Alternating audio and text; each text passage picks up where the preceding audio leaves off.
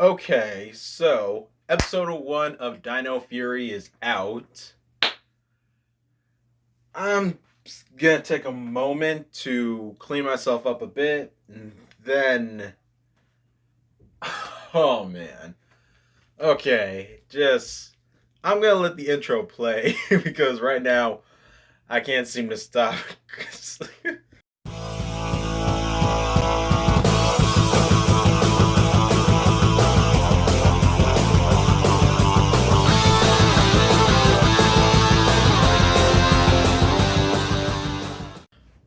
Okay, I am back, and I'm fully recovered, done laughing. And so, hello and welcome to KamenRider Blackman. And today was the premiere of the first episode of Power Rangers Dino Fury. This video is not going to be a full in-depth review. I'm instead going to poke at the highlights of the episode. And so, before I even talk about the episode, I will admit something. Like, from when I first saw the toys and then the opening, when I heard the opening, I was cautiously optimistic. Like, from the jump, or at least not from the jump, but from when I first saw the toys, and, well, not the toys specifically, like the Dino keys, the collectibles, was not feeling them at first because they're just plastic with metallic stickers slapped on top. Still a bit iffy on them now. And then I heard that opening. But the point that I'm trying to say is I was fighting with myself, not entirely, but others out there online were the same, thinking that this show was going to be bad. And after watching this first episode, I don't actually think so. And how the first episode begins is with the opening. And what exactly is the best way to describe this opening at first?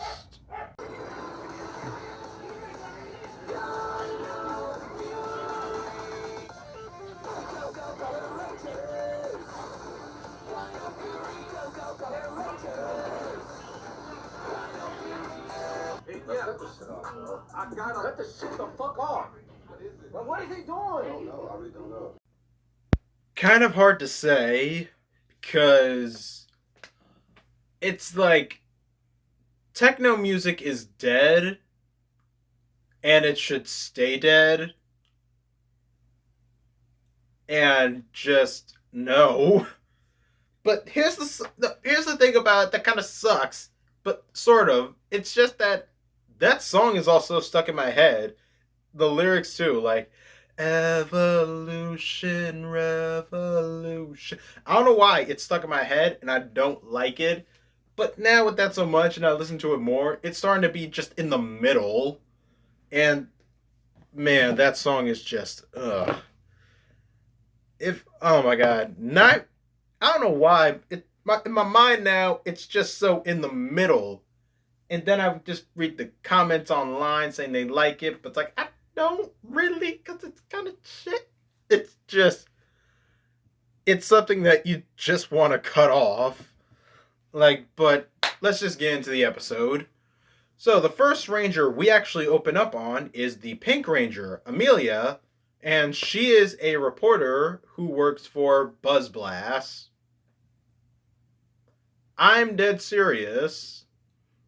For Buzz Blast, the Power Rangers universe has their own version of BuzzFeed, and she apparently likes to write about paranormal activity and whatnot, to which in that case you shouldn't even be writing for BuzzFeed. Maybe something like, I don't know, National Geographics, if they have like a paranormal activity article. Point is, it's silly, but her being a journalist and wanting to write an article at this place in the woods called Dinohenge, where apparently there are these like most likely 6 statues of different dinosaurs all positioned around each other, and there's some history behind it. And Amelia would like to do a report on that, and does, which leads her into meeting the Blue Ranger, Owlie. and his mother, who is an archaeologist, because they would like to know the history of Dinohenge as well. Now, Ollie is the second character in this show who makes a real impression to me. First being Red, but we'll get to that later. Because Ollie is kind of a douche. He's a realist. He basically, he just doesn't believe in ghosts and whatnot. And him and Amelia butt heads a bit. And I don't know why. For some reason, to me, I like that. Because, I don't know, it just shows, like, for one, if these characters are all teenagers, he stands out as the most realistic. Because, I'm sorry, what teenager actually believes in ghosts? Well, his excuse at least is that he's a scientist.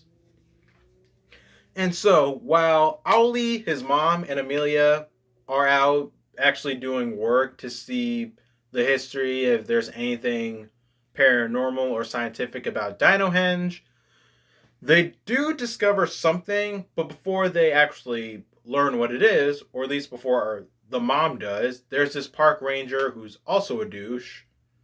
I don't know if he's supposed to be like an important character for the show, but he's a douche. Just being a douche about how they don't have clearance to be out in the woods. Like I said too, he's a park ranger, but for starters, like, Dinohenge is a historical site, so maybe there's some importance there that maybe that they would like to block off for history reasons. Like, same thing with sites at Yellowstone Park. But the mom leaves for the episode, and Ollie and Amelia discover a lair leading down to where the Ranger's weapons arsenal and where the Red Ranger Zato is, while sleeping in cryogenic stasis.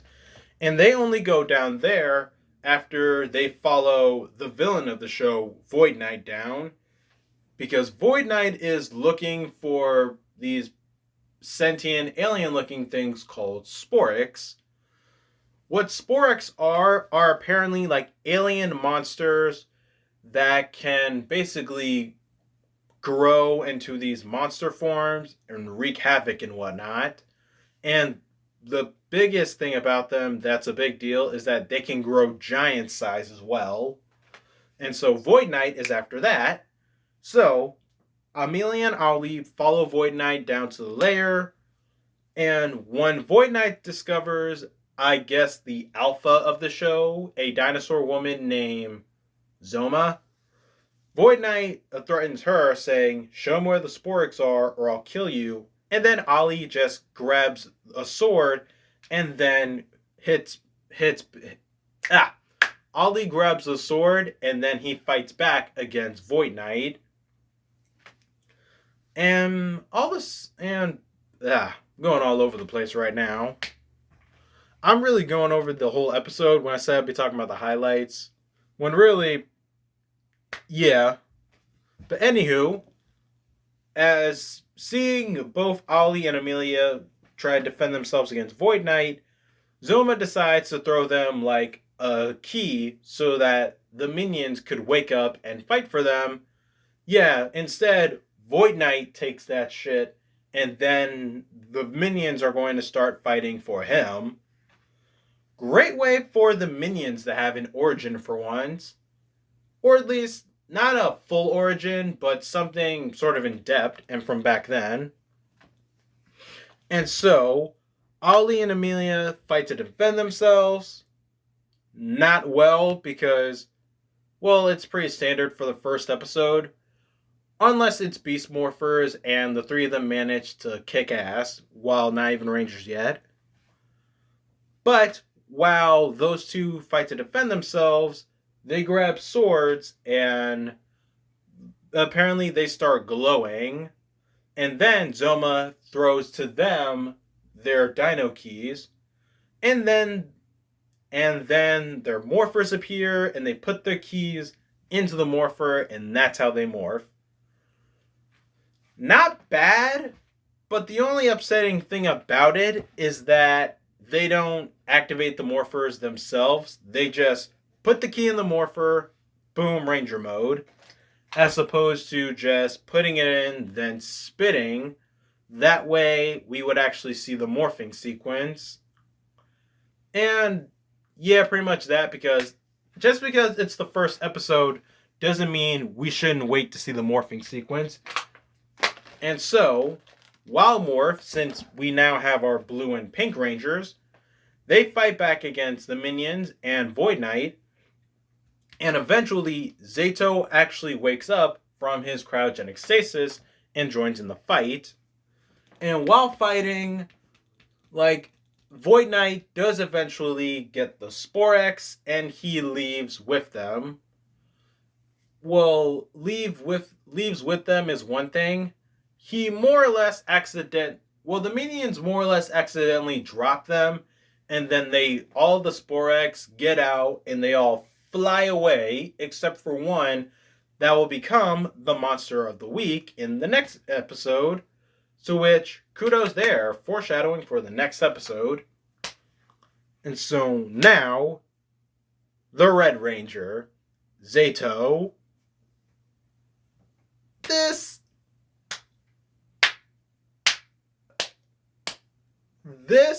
nigga can act like deadass. Like, this dude can act. Not only that, when you hear his voice, he sounds mature as all hell. And I'm not kidding.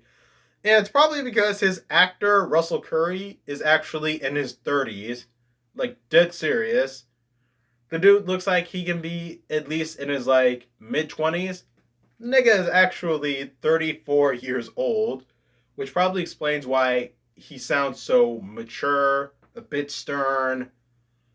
And when you hear him talk, he just goes like, Zoma, what's going on? And whatnot. Like, he has that type of tone in his voice. Like, yeah, basically, the closest comparison I can make to him is Takeshi Hongo, KamenRider Ichigo. He has that type of tone in his voice. And so, yeah. Okay. And one of the episode's highlights, one of the biggest highlights of this episode is the backstory. I said before that the whole space theme and everything was tapped out, but at least this time we get full backstory for the whole space theme. 65 million of years ago, like, Zato comes from this planet called Varaf or something. I'm pretty sure I mispronounced the name. And him and a few other knights were fighting against the Sporex, and they were not successful. And then the Sporex went to Earth, and they followed them, and then they decided to team up with the dinosaurs to defeat the Sporex. But then the Sporex started to grow giant size.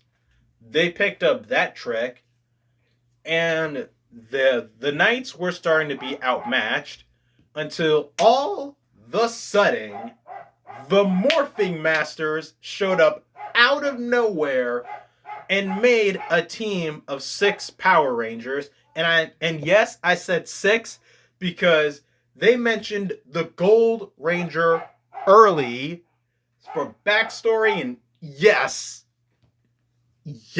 just, oh, it is dope. The Morphing Masters are something way back from Mighty Morphin and have not been heard of at all since Mighty Morphin. So the fact that they made a comeback, plus my friend Thomas said something earlier about the Morphing Masters in the Boom comics, and so, yeah, hell yes. That is just sweet. The Morphing Masters straight up came up out of nowhere for a miracle and created a team of Power Rangers, gave them the weapons, the suits, the Zords, all that jazz. Not only is that sweet, but of course, down the line, the other Rangers, except for Zato, well, were killed, and Zato was put in cryogenic stasis, and him and Zoma managed to capture all the Sporex, but now it's 2021 and shit hit the fan. One thing I really gotta give credit, though, is to Zato's acting.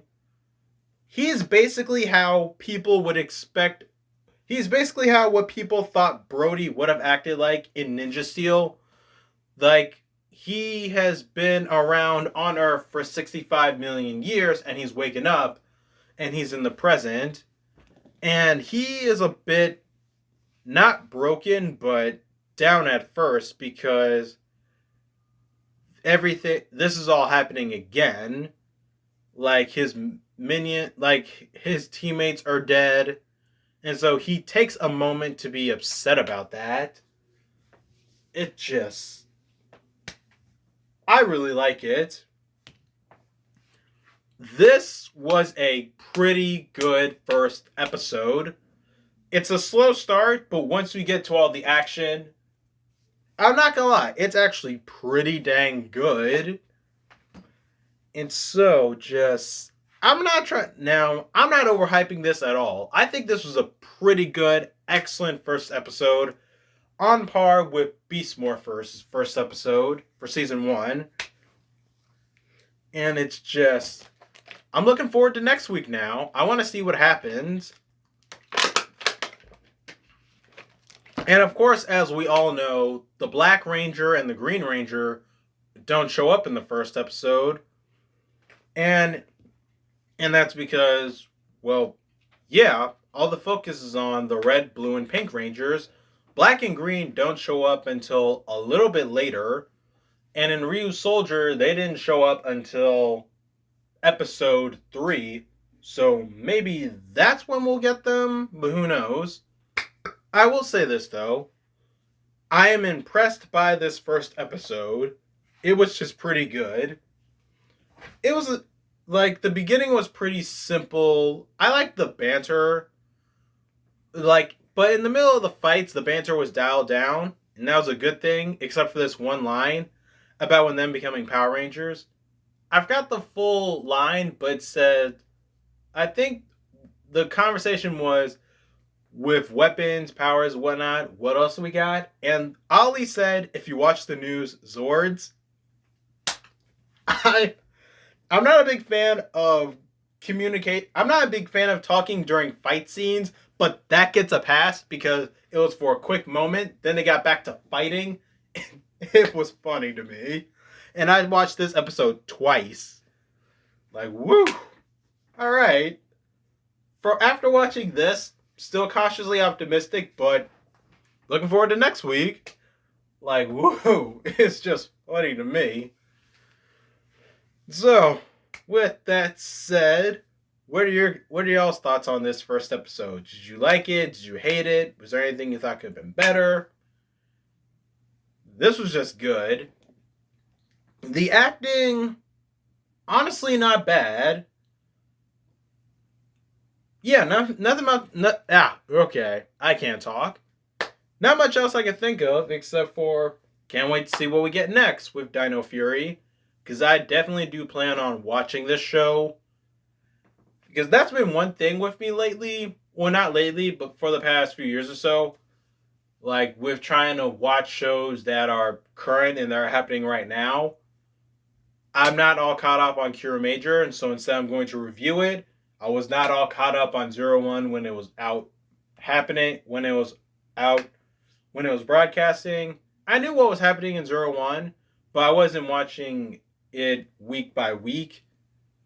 I skipped Ninja Steel, but going into this year, I'm definitely going to watch and pay attention to this show and Zenkaiger that will be coming out next week too. So with that said, thank you guys for watching. Please don't forget to like, subscribe, share this video, tell your friends about KamenRider Blackman, and I will see you guys next time. Peace.